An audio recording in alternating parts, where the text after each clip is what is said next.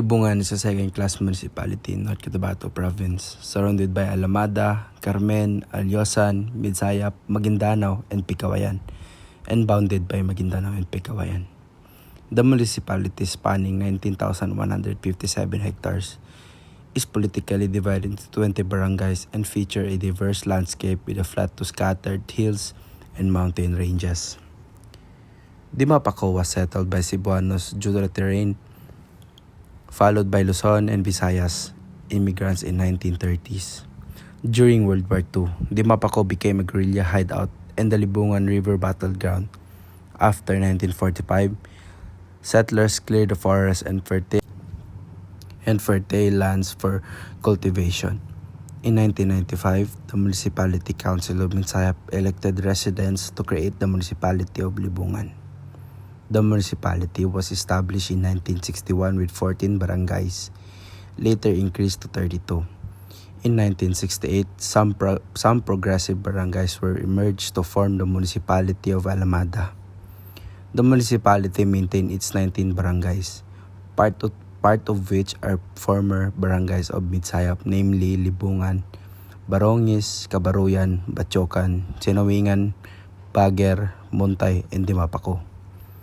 Other barangay that compose the municipality are Abaga, Kampangi, Gribuna, Gumaga, Kapayawi, Kiluyaw, Balingin, Sinapangan, Kitubod, Nikaan, and Palakat, which later became inactive. Another barangay was created to pursuant to Resolution Number 35, dated December 14, 1978. The barangay of Palau and the other barangay is Daulamian. Thus, the number of the barangay comprising the municipality became 20. Libungan, initially a 6th-class municipality with a budget of 29,000, has since collected over 34,000, making it a 2nd-class municipality.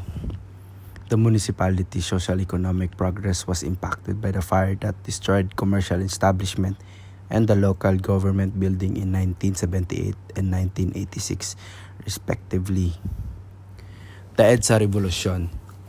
A week after destruction of the municipal hall led to installation of the new government and reorganization at all levels.